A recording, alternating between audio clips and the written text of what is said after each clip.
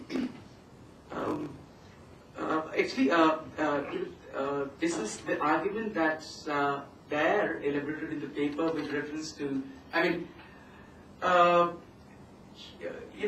stalemate. Like this example, there is a textbook by some, I think, Tara Datta, Sridharam Tarangi.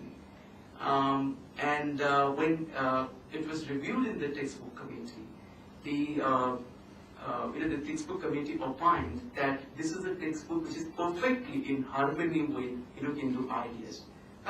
Then you have various other kinds of works that have been done over the years on education. For example, the work of Philip Constable.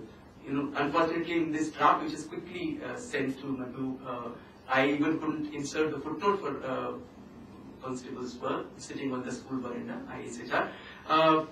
There he shows how people were made to sit, in the verandas, the low-caste people, and when they protested against it, the colonial government, sided with the upper castes So, and I mean, one can keep, cite number of examples where what happened in colonial education, the colonial government always maintained this rhetoric that it is in favor of change.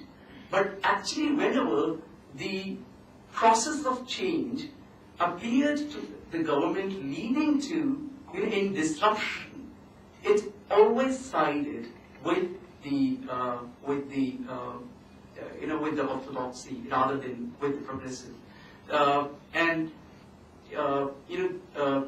In some ways, in the first quarter or maybe first half of the 19th century, it still showed some openness, some favor for change, but that, it receded, particularly after 1857, because it thought that perhaps, this change is too much, and maybe one of the causes of the revolt.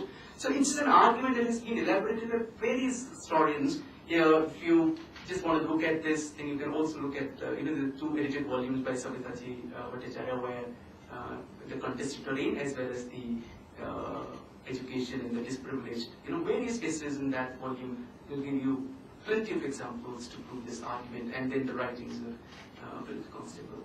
Actually, I was thinking it reminded me a lot. It's not about education per se, but some parts of your argument reminded me a lot of Lata Mani's analysis of textual traditions in Sati and so on and so forth. It's just a comment.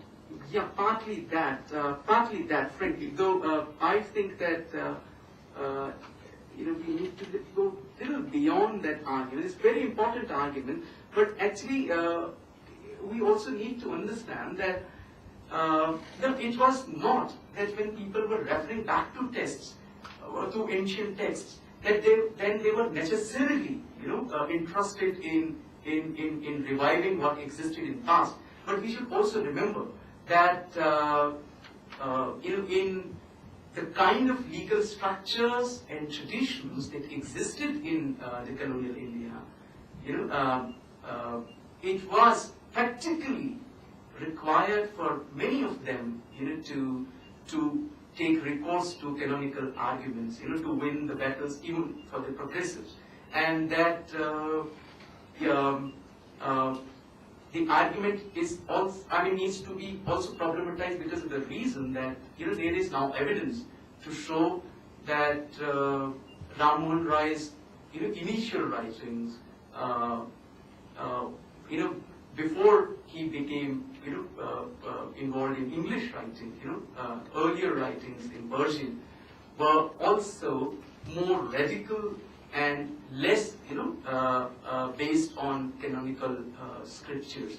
So he got involved in the textual arguments only when he was face to face with the colonial state legal structure and governments. So I think yes, Lata Mani's argument is very important, but perhaps we also need to go beyond that. So, yes. Shashi? Just wanted to make a few random remarks. I don't think we can have a long discussion on them.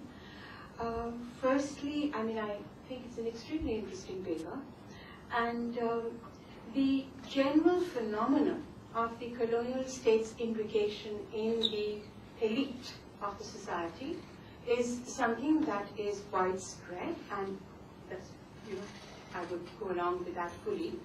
And I wonder if you would also, look at the fact that it's not just, and you're talking about education and textbooks, but it's also all along the line in other areas where the elite is being supported, and to the extent of support for temples and other religious organizations by colonial officials and the governments in different parts. And there was a lot of opposition to that. So maybe all this can be, if you look at Robert Friedenberg's work, you would be able to sort of map quite clearly the extent of the involvement of the colonial state